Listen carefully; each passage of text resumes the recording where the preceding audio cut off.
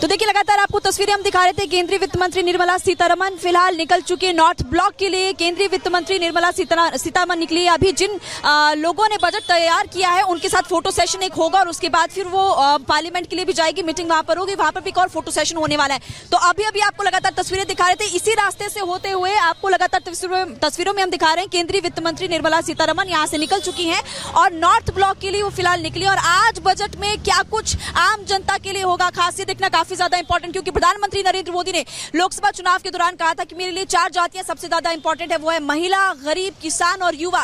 इन 4 जातियों के लिए, जैसे कि प्रधानमंत्री मोदी ने कहा था, महिलाओं के लिए क्या होगा। किसान के लिए खबर मिल रही है किसान सम्मान निधि बढ़ाई जा सकती है, जो कि 6,000 अभी है, और ये खबर मिल रही है कि 8,000 उसको किया जा सकता है। युवाओं के लिए क्या खास रहने वाला है वो देखना काफी ज्यादा महत्वपूर्ण। लेकिन रिपब्लिक भारत इस वक्त आपको तस्वीरें दिखा रहा है। ये उसी जगह से आपको तस्वीरें हम दिखा रहे हैं जहां से केंद्रीय वित्त मंत्री निर्मला सीतारमण अभी फिलहाल निकली हैं और नॉर्थ ब्लॉक के लिए वो यहां से निकली। अब देखना ही होगा कि नॉर्थ ब्लॉक में जाने के बाद वहां पर मीटिंग, इससे पहले आपको लगातार जानकारी भी हम दे रहे थे, कैबिनेट की मीटिंग, और फिर उसके बाद 11 बजे का जिसका इंतजार पूरा देश कर रहा है, 11 बजे बजट जब पेश होगा, क्या खुलता है निर्मला सीतारमण के पिटारे से, ये देखना काफी ज्यादा महत्वपूर्ण होने वाला है।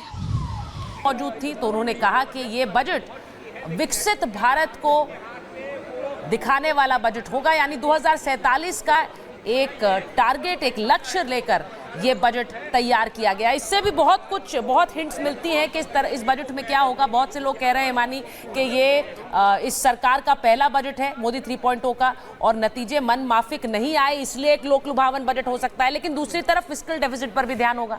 बिल्कुल, और हमारे साथ यहाँ पर इकोनॉमिस्ट योगेंद्र कपूर जी भी इस वक्त स्टूडियो में हैं, तो उनसे भी हम समझ लेते हैं। लगातार तस्वीरें भी हम यहाँ पर आपको दिखा रहे हैं। तो जैसा प्रधानमंत्री नरेंद्र मोदी द्वारा कहा गया था, वो विकसित भारत का सपना, क्या ये जो बजट, जब ये पिटारा खुलेगा कुछ देर बाद 11 बजे का वो वक्त होगा, क्या वो विकसित भारत का सपना पूरा होगा? देखिए, मैं ये मानता हूँ कि इस गवर्नमेंट के आगे जो सबसे मेजर चैलेंज है वो है जॉब क्रिएशन। और अगर हम इंडिया का देखें कि जब हम डेमोग्राफिक डिविडेंड की बात करते हैं in terms of largest number of youth population in the world, तो बहुत ज़रूरी है कि उनको एक इस तरीके से एब्जॉर्ब करना एज एन एसेट, क्योंकि अगर आप उसको उस तरीके से अपनी पॉलिसीज़ नहीं बनाएंगे तो वही आपका डेमोग्राफिक डिविडेंड जो है वो एक लाइबिलिटी में भी कन्वर्ट हो सकता है। तो मेरा ये मानना है कि गवर्नमेंट का फोकस इस बजट में agriculture as well as manufacturing जो है उसको जो है प्रमोट करने का रहेगा, क्योंकि देखिए लार्ज स्केल एम्प्लॉयमेंट जो है वो इन्हीं सेक्टर्स के थ्रू जनरेट होगी। और मैं एक स्टैटिस्टिक्स और देना चाहूँगा कि एक अभी रिसेंटली एक वर्ल्ड इनइक्वालिटी रिपोर्ट आई थी जिसके अंदर ये दिखाई देता है कि इंडिया का जो टॉप 10% पॉपुलेशन है वो जो है 60% ऑफ टोटल इनकम जो इंडिया के अंदर जनरेट होती है उनका शेयर 60% है। और इसी के कंपैरिजन में अगर हम देखें कि जो लोअर 50% पॉपुलेशन है इंडिया की, उनका जो शेयर इंडिया की इनकम में सिर्फ 13% है। यानी आप ये सीधे कह रहे हैं कि जो आपकी जो जनसंख्या है उसको देश को हथियार बनाना है, बोझ की तरह नहीं बने, और वो हथियार तभी बनेगा जब आप रोजगार सृजन करेंगे, जब आप जॉब क्रिएशन करेंगे। शिखा के पास एक बार चल लेते हैं, फरीदाबाद से शिखा हमारे साथ जुड़ी हुई है। शिखा, जरा बताइए आपके साथ कौन कौन लोग मौजूद हैं, उनकी डिमांड लिस्ट भी रख दीजिए। सुबह से तो बहुत सारी डिमांड लिस्ट आ गई है निर्मला सीतारमण के लिए।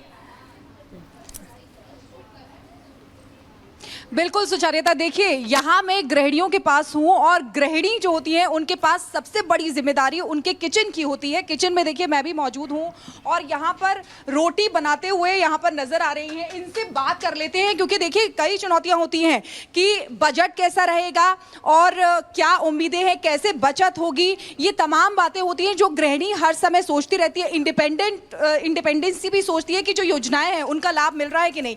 आपसे मैं बात करना चाहती हूँ, आप रोटी बना रही हैं, क्या सोचती हैं आप, बजट आने वाला है, क्या उम्मीदें? बजट, नया बजट जो अभी 2024 का आने वाला है, तो मेरा मानना यह है या फिर मेरी उम्मीदें सरकार से ये है, हमारी जो वित्त मंत्री हैं निर्मला सीतारमण जी, उनसे हमारी उम्मीदें ये हैं कि अनाज बेसिकली जो हमारी बहुत बेसिक नीड है वो उसमें कमी आए, उसकी दरों में कमी आए। कहते हैं कि भारत देश एक कृषि प्रधान देश है, और अगर कृषि प्रधान देश में ही इस तरीके की स्थितियाँ होंगी, स्थितियाँ मतलब अनाज की दरों में इतनी वृद्धि होगी तो फिर कैसे काम चलेगा? ठीक है। अच्छा, ये भिंडी में मैं दिखाना चाहूंगी, ये देखिए ये सब्जी है, भिंडी की सब्जी आपने बनाई है, इसमें प्याज भी डला हुआ है। क्या कहेंगी कि सब्जियों के दामों को लेकर क्या कहेंगी? सब्जियों के दाम तो आसमान छू रहे हैं और कृषि प्रधान देश में भी अगर इस तरीके के हालात होंगे, सब्जियों के दाम बढ़ेंगे तो विदेशों में क्या होगा? अच्छा। तो मेरे हिसाब से सब्जियों के दाम कम होने चाहिए। किसानों के लिए भी आप ऐसी चीज़ें मुहैया कराएं, बीज फ्री में मुहैया कराएं। ठीक है, तो देखिए यानी कि यहाँ पर जो सब्जियों के दाम है उनमें कमी चाहते हैं। और भी महिलाएं हैं, उनसे भी हम बात कर लेते हैं। यहाँ पर काफ़ी सारी महिलाएं हैं, गृहिणी हैं, इनके ऊपर बड़ी जिम्मेदारी होती है, उनसे बात करते हैं। आप क्या चाहेंगे? मैं ये चाहूँगी सबसे पहले एक तो सब्जियों के दाम कम किए जाए। दूध का प्राइस बढ़ गया है, पहले जो चीज़ 100 रुपये की आती थी आजकल वो चीज़ 200 रुपये की आ रही है। और दूसरा मैं सबसे ज़्यादा जो रिडक्शन चाहूँगी वो लोन में चाहूँगी। हम मिडिल क्लास फैमिली है, हमारे ऊपर लोन का इतना ज़्यादा बर्डन है। सबसे पहले बोला जाता था कि घर खरीदना आजकल आसान हुआ है, आसान कहाँ है? हम मिडिल क्लास वालों के लिए कुछ भी आसान नहीं है।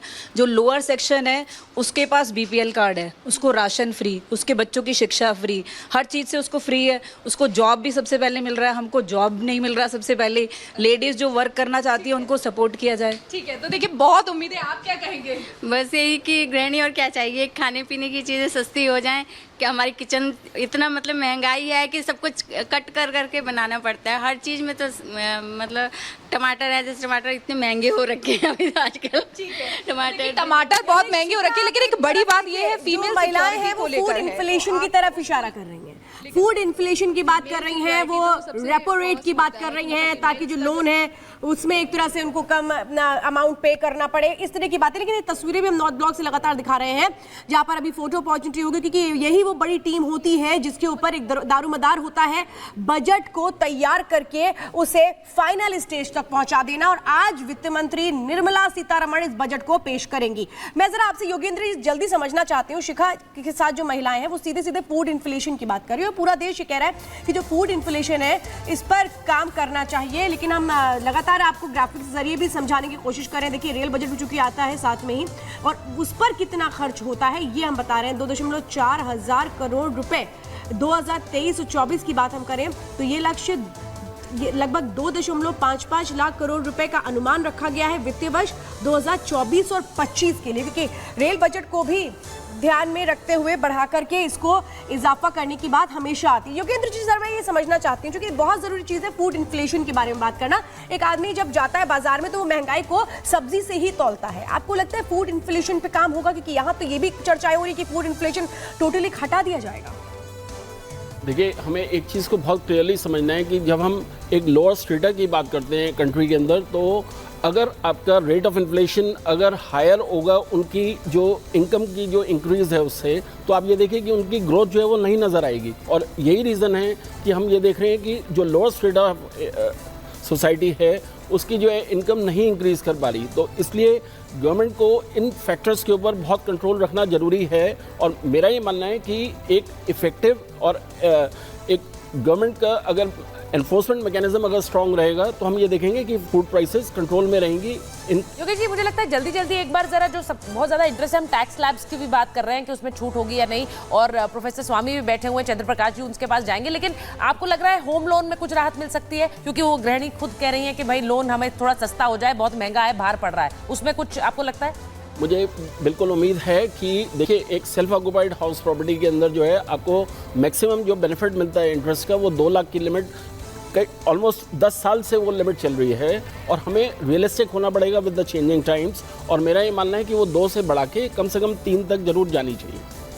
अच्छा, रक्षा बजट को लेकर कुछ आंकड़े दिखा देते हैं एक बार, क्योंकि जब बजट आएगा तो उसमें एक ध्यान रक्षा बजट को लेकर भी होता है कि डिफेंस पर हम कितना खर्चा कर रहे हैं। अब देख लीजिए 24-25 में तकरीबन 6.21 लाख करोड़ का अनुमान कहा जा रहा है, इतना हम स्पेंड कर सकते हैं अपने रक्षा बजट पे, डिफेंस बजट पे।